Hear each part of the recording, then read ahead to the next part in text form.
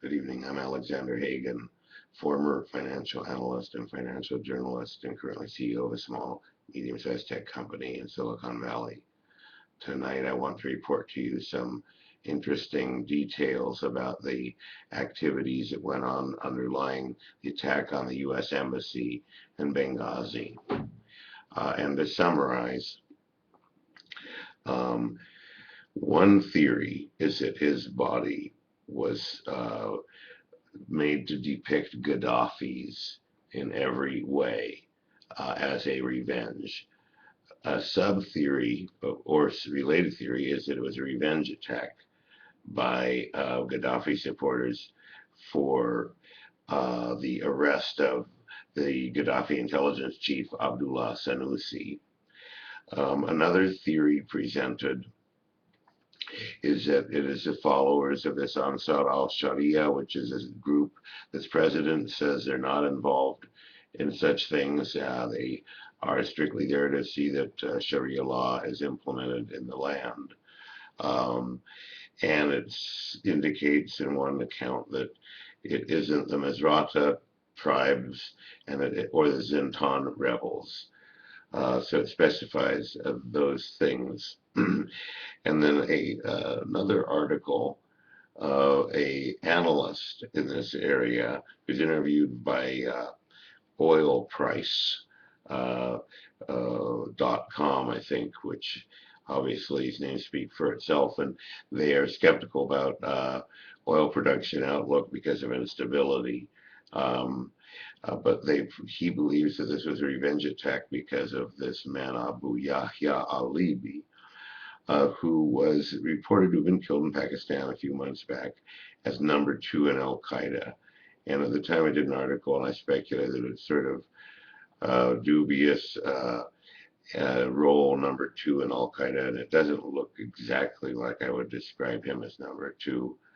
But at any rate, the irony was he was a founder of the Libya Islamic Fighting Group, which was a Islamic organization fighting Gaddafi in Libya. There were similar Islamic organizations going on in Algeria, but much, much more violent shock tactics. So there is a fear in North Africa of these elements because of what happened in Algeria, certainly one would think. So at any rate,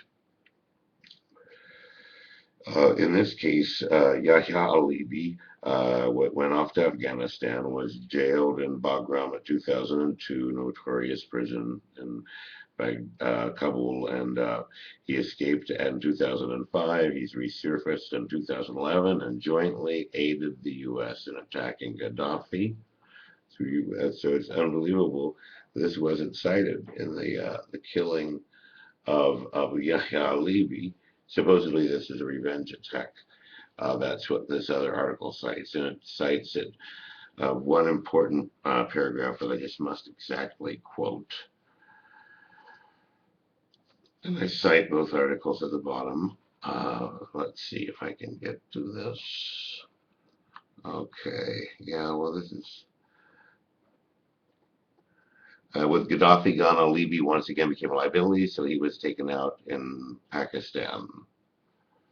Al-Zawahiri is on the rampage, and Libya wise to the liberators. This is a cut and dry example of the backfire of the U.S. intervention strategy. Bagley said, let's hope it isn't attempted in Syria. The post-Gaddafi Libya is not real. It's a dangerous fabrication of material stuck together by the glue of dubious alliances with jihadists were cut loose with their weapons. Once the immediate goal, Gaddafi's demise, was achieved, forget about the oil for now.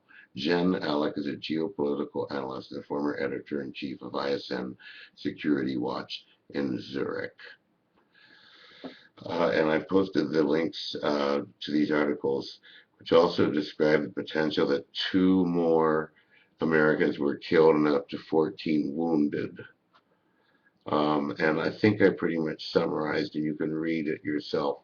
It is roughly translated from Arabic by an audio translator. Thank you. Good night and good luck.